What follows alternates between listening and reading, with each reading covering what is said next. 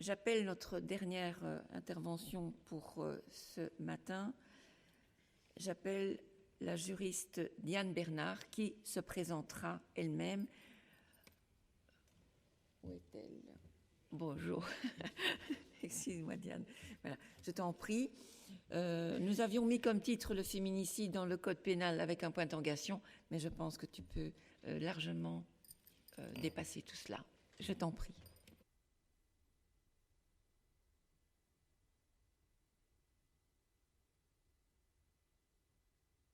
Beaucoup du féminicide et c'est une excellente chose. Apparemment, je dois me présenter. Je suis professeure de droit et de philosophie à l'Université Saint-Louis et je suis par ailleurs membre d'une ASBL qui s'appelle Femen Law, qui est une association de femmes juristes féministes dont plusieurs membres d'ailleurs sont présentes ici. Je disais, aujourd'hui on parle beaucoup du féminicide et c'est une excellente chose. Pourquoi ? Parce que mettre des mots sur ces actes, c'est crucial. Il ne s'agit pas de faits divers sanglants, d'actes isolés. Christine, la présidente de notre journée, l'a dit tout à l'heure, Julie Papazoglou l'a souligné également. Il s'agit, qu'il s'agisse de féminicide ou de violence, quelle qu'elle soit, mais si on prend vraiment le féminicide, il s'agit de la manifestation la plus sanglante d'une structure sociale. Et quand je vous dis ça, je ne parle pas seulement ou pas d'abord comme les féministes radicales. On lit cette qualification structurelle du féminicide dans la Convention d'Istanbul, ce traité régional dont Sylvie Losberg nous a parlé, qui est en vigueur en Belgique depuis 3 ans. Quand on lit donc le préambule de ce traité d'Istanbul, qu'est-ce qu'on voit ? On voit que les États qui l'ont signé, qui l'ont ratifié, la Belgique donc, reconnaissent, et je vais citer, reconnaissent que la violence à l'égard des femmes est une manifestation des rapports de force historiquement inégaux entre les femmes et les hommes, ayant conduit à la domination et à la discrimination des femmes par les hommes, privant ainsi les femmes de leur pleine émancipation. En droit au niveau régional, international ici, il est donc bien dit que tuer sa compagne ou sa fille, tuer une femme parce qu'elle est une femme, ce n'est pas un coup de sang, ce n'est pas une dispute qui dégénère, ce n'est pas un drame conjugal, c'est un moment où un homme qui a grandi dans une société où il occupe une place prédominante abuse de cette position de force. Un moment où un homme passe à l'acte, un moment où un homme met en acte ce qui est, sur un mode mineur, exprimé aussi dans les blagues sexistes, dans les publicités douteuses, dans les mains aux fesses dans les cafés, par l'écart salarial, par les discriminations à l'embauche, par la moindre représentation des femmes aux postes de pouvoir dans les entreprises privées, dans le public, etc. Les violences envers les femmes, le féminicide, c'est la manifestation sanglante de cette structure sociale. Il s'agit donc bien de concrétisation d'une violence de genre qui a lieu partout, tout le temps, dans un contexte où ces violences sont en fait largement tolérées. Et ça concerne tout le monde. On le voit dans les chiffres, on le voit au quotidien. Les personnes âgées, les personnes très jeunes, Sylvie Losberg en a encore parlé tout à l'heure, les personnes dotées d'un diplôme ou non, les personnes fortunées, les personnes précarisées, les violences envers les femmes, elles sont commises dans tous les milieux sociaux. Sur la base des chiffres dont on dispose, et ça a été souligné à 2 reprises ce matin, ces chiffres ne sont que ce qu'ils sont et sont bien insuffisants, mais je pense notamment à une étude de l'Institut de santé publique pour l'Institut pour l'égalité entre les femmes et les hommes.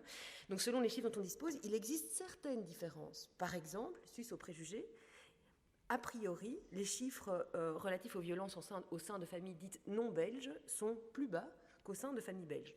On peut toujours un peu bien souligner parfois que, bon, les préjugés, hein, voilà.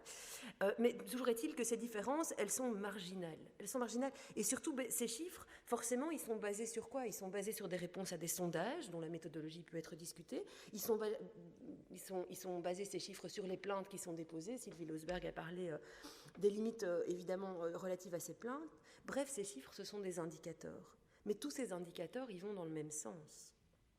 Il me semble qu'on peut affirmer donc, comme l'a fait notre présidente ce matin, que les violences envers les femmes, c'est bien un problème de société, c'est bien une question de société. C'est une question de société parce que c'est un phénomène généralisé qui a lieu dans tous les milieux sociaux, mais c'est aussi un problème, et peut-être d'abord une question, un problème de société, parce qu'il révèle une structure sociale dans laquelle les femmes occupent une position subalterne à celle des hommes. Ce que j'avais envie de vous proposer aujourd'hui, à ce sujet donc qui serait une question de société, j'espère que vous êtes d'accord avec moi à ce sujet-là, c'est une réflexion sur la réaction pénale qu'on peut opposer au féminicide ainsi qu'à toutes les violences envers les femmes. La voie pénale, C'est la piste, la réponse qui prédomine actuellement dans le discours public journalistique, en général, pas seulement à propos des violences envers les femmes. Aujourd'hui, la répression a le vent en poupe. On observe un recours massif à cette forme de régulation sociale. Pourtant, le droit pénal, en principe, en théorie, est censé être subsidiaire, par définition. Pourquoi ? Parce qu'il porte nécessairement atteinte à certains droits des accusés ici. Je suis tout à fait d'accord avec Sylvie Losberg. On ne va pas trop s'occuper d'eux là maintenant, enfin bon, quand même en démocratie. Donc, en principe, on essaye de choisir des réactions, des voies qui ne portent pas atteinte aux droits des individus. Et donc, par définition, on n'est pas obligé de la respecter, ces définitions, mais par définition, le droit pénal est censé être subsidiaire, c'est-à-dire constituer le dernier moyen possible si vraiment rien d'autre n'est possible, n'est envisageable. Et malgré cela, aujourd'hui, il est perçu et présenté comme la meilleure réponse possible. Le discours pénal est dominant, la réponse pénale est privilégiée. Ça ne concerne pas que les violences envers les femmes, mais c'est quand même intéressant. Et donc quand je dis que le pénal est la réponse dominante, je ne dis pas pour autant qu'il est vraiment mis en œuvre ou qu'il est bien mis en œuvre. C'est-à-dire, je ne dis pas que les plaintes sont bien reçues, je ne dis pas que les poursuites sont efficaces ou suffisantes. Je le dirai tout à l'heure, la Belgique a été condamnée par la Cour européenne des droits de l'homme à cet égard. Je ne dis pas que les violences envers les femmes sont une priorité en matière de politique criminelle. Sylvie Losberg l'a encore évoqué il y a quelques minutes. Il y a beaucoup de choses à changer pour que les pratiques correspondent au discours dominant, soient cohérentes avec ce mantra de la répression. Et donc, il y a deux questions différentes. Il y a la question de la voie qu'on choisit, le pénal, et il y a la façon dont on la concrétise. Bon. Et j'avais envie de vous parler de ces deux questions, mais en n'oubliant pas la première. C'est-à-dire en n'oubliant pas de se demander si le pénal est la seule, est la meilleure réponse, et pourquoi. Par ailleurs, on peut dénoncer, et on le fait au quotidien, notamment avec la SBL Femenlo, mais on peut dénoncer les lacunes au sujet de la seconde question. Le pénal est-il bien mis en œuvre? Est-on cohérent et cohérente par rapport à la voie pénale qu'on choisit? Mais ce sont deux questions, me semble-t-il, qui sont distinctes. Et donc, à ce sujet-là, je vais vous proposer quelques réflexions. Ce sont principalement des questions, c'est-à-dire que je ne prétends pas avoir la réponse qu'on pourrait opposer à ces réflexions, mais ce sont des réflexions qui sont ancrées à la fois dans mon engagement au sein de Femenlo, donc cette ASBL de femmes juristes féministes, militantes donc, mais ce sont aussi des réflexions qui sont ancrées dans mon travail, ou nourries de mon travail académique et scientifique en droit pénal et en philosophie de la peine. Il me semble que c'est intéressant quand même de clarifier quelques idées à ce sujet pour nous aider à prendre position dans le débat. C'est-à-dire pour identifier ce qu'on cherche par la voie pénale, ce qu'on espère des réponses pénales quand il s'agit de réagir aux violences envers les femmes et notamment aux féminicides. Donc ça sera une intervention un peu décalée, sans doute, un peu généralisante, un peu provocante peut-être parfois, un peu froide aussi, un peu froide par rapport à cette envie qui peut nous saisir de punir fort ces personnes, ces hommes qui commettent des actes innommables. Punir, oui, mais... Ok, punir, mais punir pourquoi ? Et donc je tiens à préciser que tout ça, ce sont des réflexions personnelles, donc sont beaucoup enrichies avec les discussions, notamment et en particulier avec les membres de Femenlo, avec beaucoup d'autres associations militantes, mais parmi les féministes, il n'y a pas de consensus à propos de la répression, et donc j'y reviendrai, mais donc ici je parle en mon nom propre.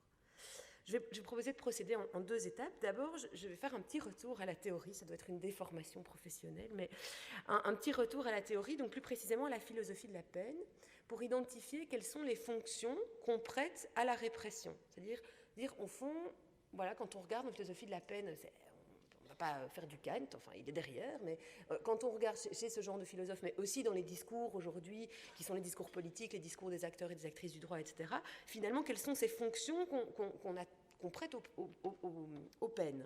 Il me semble que ça peut nous aider à clarifier nos propres attentes, nos attentes politiques, nos attentes individuelles par rapport à la peine et au processus pénal. Et donc sur cette base-là, dans un second temps, j'essaierai de formuler quelques propositions, donc d'entrer dans le concret, au sujet de l'incrimination du féminicide, au sujet de ce qu'on pourrait changer dans nos lois, dans nos pratiques juridiques, judiciaires, dans nos positionnements quotidiens également. Alors, à propos des fonctions de la peine d'abord, on fait un peu de philosophie à ces heures perdues, qu'est-ce qu'on voit? Bien, on voit qu'on peut dégager deux grandes justifications de la peine dans la théorie et la philosophie en la matière. Première justification, c'est le pourquoi, en un mot. On punit parce qu'une infraction a été commise. J'y reviendrai dans un instant. Deuxième grande justification, on punit pourquoi? C'est-à-dire, on punit pour atteindre certains buts, pour réparer les torts, pour prévenir ou dissuader la commission d'autres infractions, etc. Ces deux fondements-là, ils coexistent toujours Donc même chez Kant, qui lui est totalement dans le premier courant, même chez Bentham, qui est totalement dans le deuxième, et bien même chez eux, on voit que ça se mélange un petit peu. Et ce qui est certain, c'est qu'en Belgique, dans la pratique pénale, ça va des ouvrages de doctrine à la motivation des jugements, on mélange un peu les deux. Et pourtant, même mêlés, même mélangés, ces deux fondements, ces deux fonctions, ces deux justifications qu'on pourrait apporter aux peines ne sont pas toujours très convaincantes. C'est-à-dire que quand on confronte ces fonctions qu'on prête aux peines, ces attentes qu'on peut avoir par rapport à elles, avant, théoriquement, etc., quand on les confronte à ce qui se passe, on se rend compte que les effets sont parfois un peu illusoires, que le motif théorique ne tient pas. Bref, on ne sait pas toujours très bien pourquoi on punit finalement. Alors, au sujet de la rétribution d'abord, la première justification à l'action pénale, c'est la première que j'ai évoquée il y a quelques instants, c'est une vision philosophique dans laquelle, et qui est mise en œuvre, hein, c'est une vision philosophique dans laquelle le criminel est puni parce qu'il a commis un crime. Et non pas du tout pour éviter quelque chose, pour éviter la récidive, pour réparer le tort commis, etc. Ici, on est dans une logique non conséquentialiste, dit aussi déontologique dans la littérature. Donc c'est une perspective indifférente à l'égard des effets qu'aura la peine. La répression est justifiée par l'infraction elle-même. Donc il s'agit d'un châtiment, quoi. Il s'agit d'un châtiment, c'est une réaction sans objectif direct. La peine se tourne finalement vers le passé, pas vers le présent, pas vers le futur. Le but de la punition, c'est la punition elle-même. Voilà. Alors, cette justification-là, qui est massive en matière pénale, vraiment, normalement, celle qu'on avance le plus fermement, elle pose toute une série de difficultés importantes. Alors, c'est toujours un peu théorique, hein, je m'en rends compte, mais c'est très concret également. Donc, il y a pas mal de critiques qui se dégagent de la littérature en disant « mais punir pour cette raison-là, ça ne tient pas », en gros. Et il y en a une qui est importante, me semble-t-il, qui est intéressante, que je vais retenir pour nous aujourd'hui. C'est que la rétribution, donc le fait de punir pour punir, le fait de punir parce qu'un crime a été commis, le fait de punir parce qu'un féminicide a été commis, mais ça pose un problème qui est à la fois technique et conceptuel. Pourquoi ? Eh bien parce que la rétribution, elle emporte l'idée de proportionnalité. C'est œil pour œil, dent pour dent, en fait. Celui qui a causé un mal, commis une faute, il doit souffrir d'un mal correspondant. Voilà, c'est ça l'idée de la rétribution. Or, dans le cas des violences envers les femmes, et a fortiori des féminicides, je ne vois pas très bien comment on pourrait établir cette proportion, cette proportionnalité. Ça paraît difficile, ça paraît même impossible d'établir une correspondance, de faire équivaloir le mal qui a été commis, d'une part, et le mal que le perpétrateur viendrait subir au moment d'être puni. Comment faire correspondre une peine au fait qu'il ne s'agit pas seulement d'un coup ou de plusieurs coups, mais d'actes vécus dans un contexte de domination ? Dans le cas spécifique du féminicide, comment punir aussi fort que la mort ? Celle qui frappe la femme, celle qui touche ses proches, ses enfants éventuels, etc. Même l'emprisonnement à perpétuité paraîtrait trop court. Bon, on n'y arrive pas. S'ajoute en plus à cela que pour l'immense majorité, et en l'état de ce qu'on sait aujourd'hui, vu le peu d'études qu'on a, les féminicides sont commis à la suite d'un comportement violent récurrent. Donc c'est pas ça se passait bien et tout d'un coup monsieur tue madame. Je veux dire, c'est pas comme ça que ça se passe. Il y a eu une étude par rapport à ça, commandée par le parquet d'Aix-en-Provence en France. Donc c'est de nouveau pas des féministes radicaux, hein, on est d'accord. Donc il commande une étude et les résultats paraissent confirmer ce qu'indiquent, disons, les témoignages dont nous disposons de façon plus parcellaire en Belgique.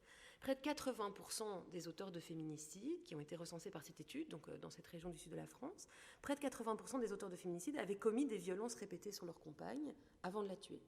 10% d'entre eux avaient par ailleurs aussi commis des violences envers une ex-compagne. Donc si on veut par la peine faire subir à l'auteur ce qu'il a fait subir à sa compagne, il faudrait pouvoir faire correspondre la peine qu'on lui inflige à l'ensemble de ces violences, donc parfois à des années de sévices. Et ça semble simplement pas possible, ni conceptuellement, ni concrètement. Pour le dire autrement, cette justification de la peine ne me paraît pas très convaincante.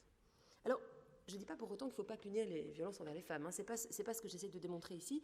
Ce que j'essaie de faire, c'est chercher le fondement qu'on pourrait leur donner, la justification convaincante de dire on a raison, il faut y aller, il faut utiliser le pénal. Bon, pour réagir à ce problème de société. Alors, donc toujours dans cet objectif de justifier ce recours au droit pénal par des arguments bien solides et incontestables, on arrête de nous dire que c'est émotionnel et qu'on est tous des hystériques, je me tourne vers la seconde grande justification des peines, c'est la vision utilitariste, ou on dit conséquentialiste ou instrumentaliste parfois. Donc dans cette perspective, la peine, donc la condamnation de, par exemple, un auteur de violence envers les femmes, elle se justifie parce que c'est un moyen pour atteindre un but. La peine n'est admissible que si elle n'est justifiée qu'à la condition de produire un bien pour le criminel, pour la société ou pour la victime. Alors, quand on consulte le discours du législateur, celui des praticiennes, des praticiens du droit, aussi la littérature philosophique, qu'est-ce qu'on voit? On voit qu'il y a 3 objectifs principaux qui sont prêtés aux peines dans cette perspective. La prévention, d'une part, j'en dirai un mot dans un instant, la réparation et ce qu'on appelle le raffermissement symbolique des valeurs. Bon, qu'est-ce que c'est que tout ça? Alors, à propos de la prévention, on dit aussi la dissuasion, c'est synonyme, elle a 2 dimensions. Elle peut être spéciale, prévention spéciale, c'est-à-dire qu'elle va viser le condamné. L'idée, c'est que le condamné ne puisse pas récidiver, c'est individuel. On veut que l'auteur ne commette plus de violence envers sa compagne ou envers n'importe quelle femme. Prévention spéciale. La prévention, elle peut aussi être générale, c'est-à-dire viser à ce que nul autre ne commette à nouveau le même type d'infraction. Donc on veut que la peine dissuade tous les hommes de commettre des violences envers les femmes. Alors, prenons les 2 types de prévention, spéciale ou dissuasion, spéciale, générale. Alors, au sujet de la prévention spéciale, donc celle qui vise le condamné, on la sous-divise habituellement en 2 objectifs, la neutralisation et la réhabilitation. Alors, neutralisation, ben oui, bien sûr, une peine de prison va neutraliser l'auteur de violence. Il ne pourra pas approcher de sa victime. C'est logique. Sylvie Losbach en a parlé tout à l'heure. Dans un sens, les interdictions d'accéder au domicile conjugal ou d'approcher la victime ou le bracelet anti-rapprochement dont on discute maintenant, mais tout ça va un peu dans le même sens. Alors c'est une justification, c'est un motif pour la peine, c'est une bonne raison de punir. On empêchera cet homme de commettre à nouveau ce qu'il a commis. Est-ce que c'est convaincant? Alors, indépendamment même du fait qu'on va toujours bien finir par sortir de prison, et puis Sylvie a dit d'ailleurs souvent on n'y va même pas, même quand on y est condamné. On a vu récemment, c'est dans cette affreuse affaire de Bouffiou là, qu'un homme avait tué sa compagne juste après une courte période de privation de liberté. Donc est-ce que c'est suffisant ou alors est-ce qu'il faudrait plaider pour la perpétuité ferme pour tout auteur de violence? Bon, j'y reviendrai. Alors la prévention spéciale, donc toujours cette idée que la peine vise à dissuader l'auteur concerné, donc le condamné, de répéter son acte. Elle inclut cette dimension de neutralisation, mais elle inclut aussi la dimension de ce qu'on appelle la réhabilitation ou la réinsertion. Or, je le répète, la question n'est pas tellement de savoir si l'auteur va bien se remettre de son séjour en prison, ce n'est pas vraiment la question qui m'occupe, je vous avoue. L'idée ici, c'est que la personne qui a commis une infraction, donc ici l'homme qui aurait commis des violences envers une femme, pourrait, grâce à la peine, trouver une place dans la société qui soit plus juste, c'est-à-dire défaite de ce recours à la violence, qu'il ait appris quelque chose de sa peine, quelque part, que le fait d'avoir été puni, il ait compris que, c'est pas quelque chose qu'on peut faire, enfin bref, qu'il soit réhabilité, qu'il soit réinséré sereinement et plus justement dans la société. Alors à cet égard, il y a une étude très intéressante de l'INCC, l'Institut national de criminologie et de criminalistique, qui révèle que la récidive est beaucoup plus élevée parmi les auteurs de violences qui ont purgé une peine de prison que parmi ceux qui ont suivi une formation. Donc vous connaissez peut-être l'ASBL Praxis, un exemple d'ASBL de terrain qui fait ce genre de travail courageux, formidable, c'est-à-dire qui fait des formations, c'est des peines accessoires, ça dépend un petit peu, c'est-à-dire des formations, parfois très brèves, 45 heures, ça paraît rien du tout, mais où les auteurs de violences sont accompagnés dans la prise de conscience de ce qui se passe, et c'est incroyable, mais ça paraît mieux marcher que la sanction. Bon. Si l'objectif qu'on veut donner aux peines, c'est celui de la réhabilitation, je ne dis pas que c'est ce qu'il faut faire, c'est une piste que nous propose la littérature et le discours pénal, mais alors il faut s'en donner les moyens. Et donc il faut quand même être un peu honnête, l'état de nos infrastructures carcérales aujourd'hui, ça ne le permet pas. Ça ne marche pas, c'est pas parce qu'on met quelqu'un en prison qui va apprendre quoi que ce soit, au contraire. Et donc une réflexion sur les réponses sociales pénales ici, qu'on donnerait aux violences envers les femmes, c'est ce qui nous occupe aujourd'hui, comment est-ce qu'on peut réagir aux violences envers les femmes? Est-ce que ça veut dire que ça va nécessairement inclure un travail plus large sur la prison, sur le droit pénal dans son ensemble, etc. On ne peut pas se contenter de ce qu'on a aujourd'hui. Je dépose la question, j'y reviendrai. Toujours au sujet de ce premier objectif, donc on est toujours dans cette deuxième justification des peines, justification utilitariste ou conséquentialiste, toujours en train de parler de la prévention, et toujours à propos de cette prévention, je vous ai dit, il y a la prévention spéciale et il y a la prévention générale aussi. Donc, la prévention générale, c'est l'idée que par la peine, on va éviter qu'un acte comparable au crime qu'on punit soit commis par quelqu'un d'autre ou par qui que ce soit. Donc c'est une dissuasion à l'égard des autres. L'idée, c'est que Le risque d'être jugé par un tribunal et d'être puni, ça calmerait les velléités criminelles, tant des auteurs actuels de violences qui n'auraient pas encore été poursuivis ou condamnés, que de ceux qui seraient des criminels en puissance et qui envisageraient de passer à l'acte. Mais ça, un pas plus loin encore, dans la littérature, on dit « ce risque de la sanction éviterait aussi que les victimes passent à l'acte, pour se venger ». Bon, c'est l'espoir, hein. Je ne pense pas que ce soit la première question, mais enfin soit. Cet effet de prévention générale de la peine, il paraît assez séduisant, évidemment, mais il est très fort remis en question. Il y a plein de contre-arguments. Ici, je vais en relever deux. Premièrement, il y a beaucoup d'études, et certains faits d'ailleurs, qui font douter de cet effet dissuasif général des peines. Au fond, d'en avoir condamné l'un ou l'autre, ou même beaucoup, ça ne semble pas avoir fait baisser le recours à la violence envers les femmes. Il n'y a aucun indicateur factuel qui nous permet de penser avec une certitude même relative que les procès et que les peines ont cet effet de prévention générale. Plus conceptuellement, on pourrait quand même aussi se dire qu'au fond, la prévention ne pourra jamais être vérifiée. C'est-à-dire qu'on ne pourra jamais savoir pourquoi quelque chose n'a pas eu lieu. Est-ce que c'est parce que des gens ont été condamnés que quelqu'un d'autre n'a pas levé la main sur sa femme ? C'est un argument un peu logique, au fond, qui se dit qu'au fond, l'utilité de prévention générale n'est peut-être pas suffisante pour justifier le recours au pénal. On n'est pas sûr, on ne pourra jamais savoir, en fait. Deuxièmement, il y a aussi une question morale, éthique. Elle n'est pas facile à se poser pour quelqu'un qui a la cause des femmes à cœur, mais il y a une question morale, éthique qui se pose. Est-ce qu'on peut punir une personne pour avertir les autres ? Est-ce qu'en démocratie, c'est admissible de sanctionner un individu, aussi abject soit-il, mais de sanctionner un individu pour éviter que d'autres fassent comme lui ? Je n'ai pas la réponse à cette question, elle me met mal à l'aise, mais elle me paraît importante, je voulais vous la transmettre, voilà, je vous la dépose. Si vous avez la réponse, je serais ravie de l'entendre. Donc ici, je le répète, je n'essaie pas de porter un manifeste contre le pénal, j'essaie de renforcer, peut-être de justifier en tout cas, le recours à cette réaction-là, à cette réponse sociale-là aux violences envers les femmes. Alors, on est toujours dans ce deuxième grand type de justification à la peine, donc la pensée conséquentialiste, et parmi les objectifs qu'on peut donner à la peine, on peut espérer que la peine ait un effet préventif, spécial ou général. On peut aussi espérer qu'elle ait un effet ou une fonction réparatrice. C'est une autre justification utilitariste. L'idée, ce serait que le condamné, par la peine, va compenser finalement les dommages causés par son crime. Donc ici, la prévention... Au fond, on pourrait dire que la prévention visait un meilleur futur. Ici, la réparation, c'est plutôt sur le présent. Se dire, ben voilà, l'acte qui a été posé par cet homme a causé des dommages et il faut par la peine réparer ces dommages-là. Et là, il y a pas mal de difficultés qui limitent les espoirs qu'on pourrait avoir. J'en retiens une sous forme de question, je l'ai déjà évoquée aussi. Est-ce que les torts causés aux femmes par les violences qu'elles subissent, les torts aussi qui sont subis par leurs proches, a fortiori quand elles sont tuées, est-ce que ces torts-là, ils peuvent être réparés par une peine de prison, même très longue ? Est-ce que ça va réparer quelque chose pour la femme concernée ? Alors, une réponse qu'on pourrait apporter à ça, et c'est ce qu'on entend dans certains témoignages, dans certaines études, c'est que les victimes, elles attendent aussi que leur participation aux procédures ait un effet réparateur pour elles. C'est-à-dire que le fait d'être entendu et le fait qu'il y ait un tiers qui condamne la personne, ça a un effet presque thérapeutique, cathartique potentiellement sur ces victimes-là. Là, évidemment, le problème, c'est que ce n'est pas du tout ce pourquoi a été pensé le procès pénal. Le procès pénal, il n'a pas du tout été prévu pour une prise en charge empathique des victimes. Il ne peut pas, ni en capacité, ni en compétence d'ailleurs, avoir de finalité thérapeutique.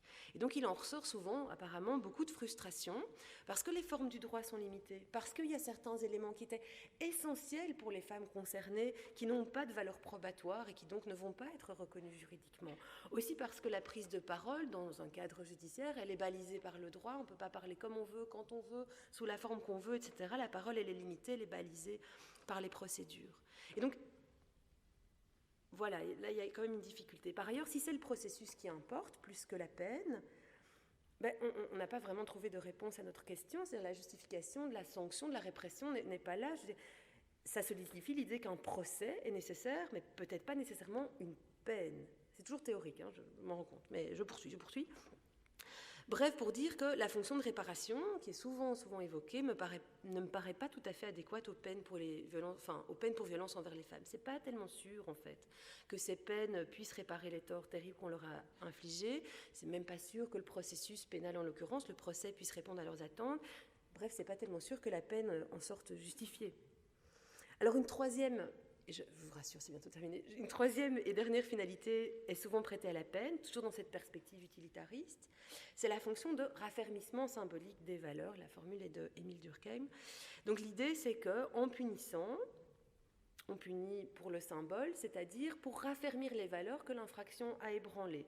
Pas pour châtier l'individu condamné d'abord, pas pour prévenir d'autres crimes, pas pour réparer les torts causés, mais pour rappeler à toute la société que ce qui a été commis est contraire aux valeurs qui règnent là, aux valeurs qu'on se donne, aux valeurs qu'on partage. On punit pour rappeler explicitement que les violences envers les femmes sont rejetées par la communauté, que le droit pénal, finalement, c'est un appel à un mieux, c'est un renforcement symbolique, collectif des valeurs qu'on partage.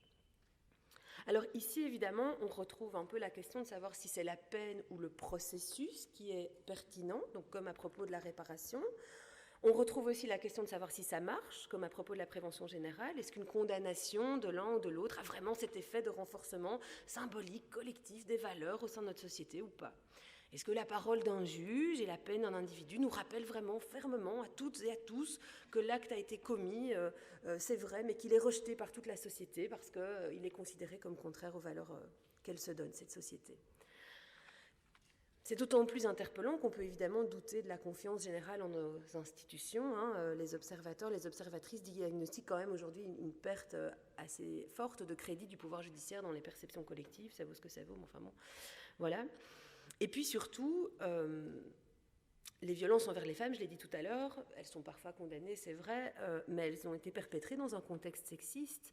C'est-à-dire que la condamnation d'un homme pour féminicide, est-ce que ça va rappeler à mon patron abusif, à ceux qui payent moins les femmes que les hommes, aux lourdeaux qui font des blagues dans la rue, à tout cela, est-ce que ça va leur rappeler que cette violence est collectivement rejetée par la société ou bien non ?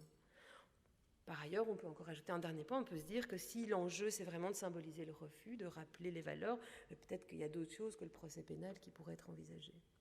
Bref, il me semble que les fonctions des peines, donc ce qu'on peut en attendre, le rôle qu'elles peuvent jouer, ça ne permet pas de répondre tout à fait, ou pas suffisamment du moins, à la problématique de société que constituent les violences envers les femmes. Alors, je ne suis pas en train de dire que la théorie, la philosophie doit nous donner des réponses. Ce que j'essaie de dire, c'est que si on veut être sûr de ce qu'on fait, de pourquoi, la théorie peut nous aider à clarifier nos idées. Et ici, j'ai l'impression, en tout cas moi j'en sors avec un sentiment d'insatisfaction, avec un curieux sentiment en se disant, au fond, peut-être que le pénal, qu'on mobilise beaucoup dans le discours aujourd'hui, peut-être que ça ne marche pas bien, peut-être qu'on veut punir mais qu'on ne sait pas très bien pourquoi, peut-être que cette réaction ne nous permet pas d'atteindre nos objectifs. Je ne suis pas en train de dire qu'il ne faut pas punir, c'est un choix aussi qui relève d'un positionnement politique, d'un positionnement individuel. Ce que j'interroge, c'est la mesure dans laquelle on peut être sûr que c'est une chose à faire. Ça m'amène à la seconde partie de mon intervention qui sera beaucoup plus brève. Parlons concret. À mes yeux, je suis tout à fait ouverte à la critique, à la discussion. C'est qu'un avis, c'est une idée que j'avance.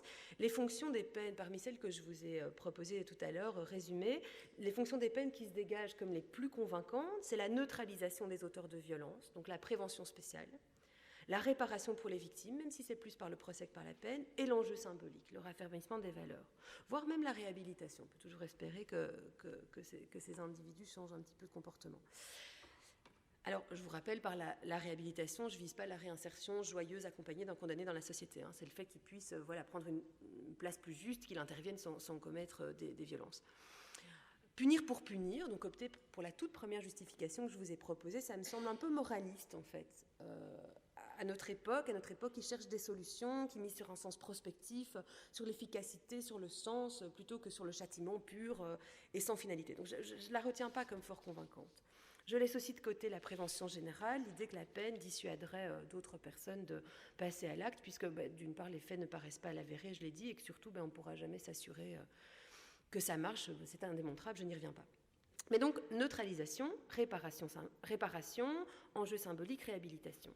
On pourrait reformuler tout ça, on pourrait dire au fond ce dont il s'agit, c'est protéger les victimes, réparer les torts qu'elles ont subis, rappeler qu'on refuse et qu'on réprouve ce genre d'actes, et faire évoluer les auteurs de ces actes pour qu'ils ne récidivent pas.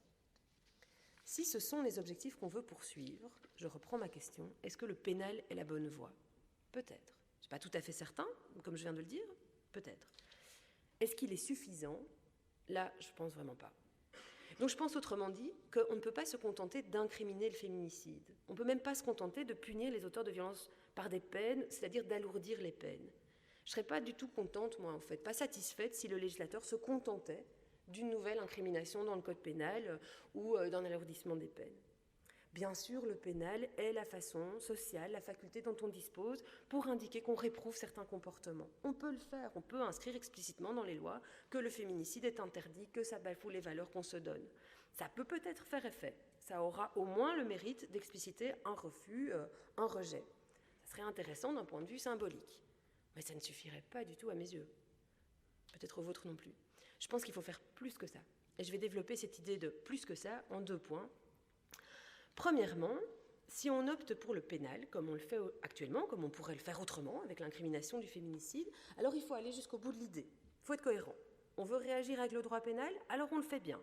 Et on le fait de façon à ce que la peine puisse exercer les fonctions qu'on en attend. Protéger les femmes, réparer les torts qu'elles ont subis, réprouver symboliquement, etc. Alors, si on veut faire ça, si on veut faire du pénal, alors on donne à toutes et tous nos professionnels de la justice, les policiers, les policières, les magistrats, on leur donne une formation spécialisée, centrée sur la problématique si particulière des violences envers les femmes.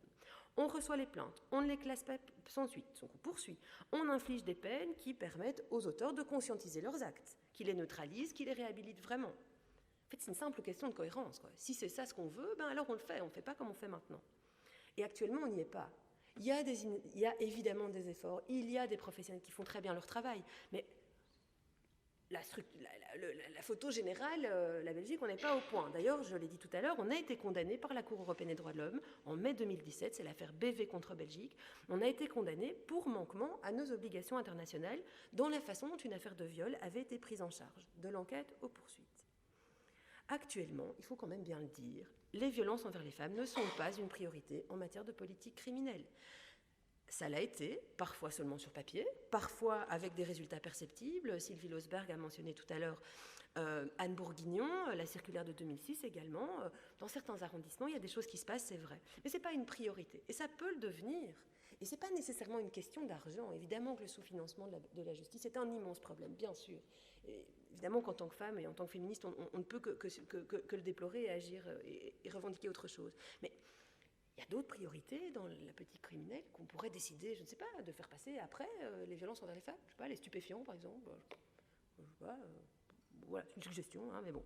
Donc, même sans incriminer le féminicide, on peut faire des violences envers les femmes une priorité. Même si on incrimine le féminicide, ça ne suffira pas si on ne fait pas des violences envers les femmes toutes une priorité. Et quand on fait ça, il faut aller, à mon sens, au-delà d'une gestion du flux, c'est-à-dire d'un enregistrement des plaintes, etc. Il faut se donner les moyens d'atteindre les objectifs qu'on prête à la répression. Protéger, réparer, symboliser, réhabiliter, etc. Bon. D'autre part, si on veut prévenir, protéger, éviter la récidive, etc., je pense qu'il faut être cohérent si on fait du pénal, mais que de toute façon, ça ne suffit pas. Et à cet égard-là, l'exemple espagnol est très intéressant. Vous le savez peut-être, vous le savez sans doute, l'Espagne a incriminé le féminicide, mais les lois qui ont été adoptées là-bas et mises en œuvre, elles dépassent la définition d'une nouvelle infraction. Ce qui a été mis en œuvre, et les Espagnols disent eux-mêmes, c'est des énormes budgets par ailleurs, mais ils disent eux-mêmes que ce n'est pas encore suffisant. Ils disent, on a prévu, enfin ils ne disent pas d'ailleurs, ils ont fait, il a été mis en place quoi? Des protections pour les victimes, un accès à un logement, un accès à des services sociaux, un accès à des services juridiques, une protection pour leurs enfants également, la création de tribunaux spécialisés, donc la formation des professionnels, police, magistrats, tout le monde. Et donc je pense que si on veut être cohérent, si on veut poursuivre les objectifs qui sont les nôtres, il faut faire plus, il faut faire autre chose que de recourir au droit pénal. Il faut informer, il faut sensibiliser, il faut éduquer. Les EVRAS, qu'a mentionné Julie Papazoglou tout à l'heure, avec raison, sont un relais vraiment très intéressant à cet égard. Il faut informer, sensibiliser, éduquer, il faut protéger les victimes, il faut protéger leurs enfants, il faut agir avant qu'un féminicide soit commis, avant qu'on ait besoin de recourir à cette infraction et aux condamnations qui iraient de pair, avant que les violences puissent être répétées dès le premier acte de violence, mais avant même, il faudrait que ça n'ait même pas lieu. Et ça passe par quoi? Ça passe par des mesures liées au logement. On a déjà certaines règles intéressantes qui pourraient être améliorées, qui sont d'ailleurs assez peu mises en œuvre pour le moment. Sylvie Losberg l'a mentionné tout à l'heure.